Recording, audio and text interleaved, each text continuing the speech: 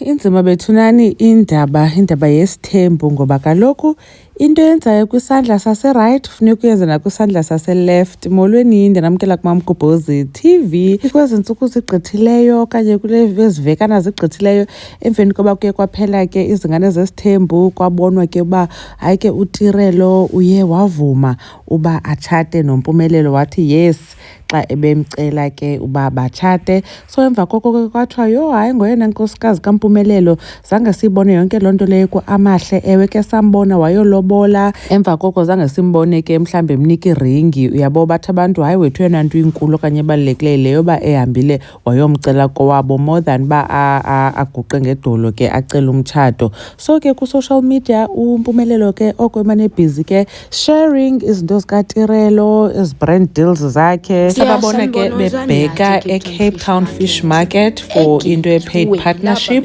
Abantu ke bathi bayibona lo post leyo bathi hayibo uAmahle uphi sambona uTirelo nabantwana noMpumelelo noMayeni nabanye abantu ke bayifamily but uphi yena uAmahle. Abanye bathi ke uAmahle uyasidelinwa. So ke abantu banayo ke lanto bayithethayo yoba hayi uAmahle wayenzelwe for ishow, yabo indaba yakhe iconic show. But then ke uAmahle uyachaza kwelakhe icala okanye sayazi uba uyafunda, uyabo uyingane yaserez. Yena mhlawumbi kunye nefamily yakhe okanye wayesesikolweni asiyazi, but ke abantu ke naleyo into bayijongile. So uMpumelelo ke uye wafaka ii-photos zakhe kunye noAmahle. I think apha kungalamini wayomcela umtshato because i-makeup, inwele nelokhwe lena iyafana, neempahla ke ezizinxitywe nguMpumelelo ngeziya wayezinxibe ngalamini. So uyabonisa kuMpumelelo naye shem mhlambi ezama uveza ebantwini uba bethunani kaloku sana sesekule way kunye noAmahle, bangaboni mhlambi ke uba engekho yena because abanye ke bakhalazela lento yoba abababoni like xa bekunye even phaa kwizingane zesithembu kwisinze sibabona bekunye bekho lavidavi.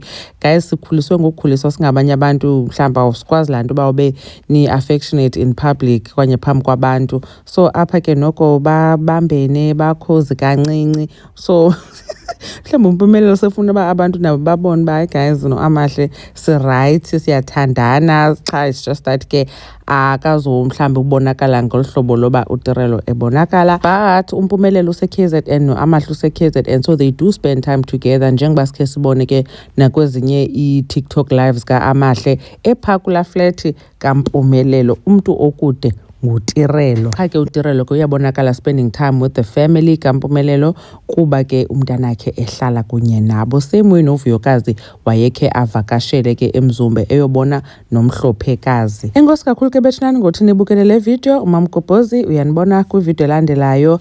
Bye.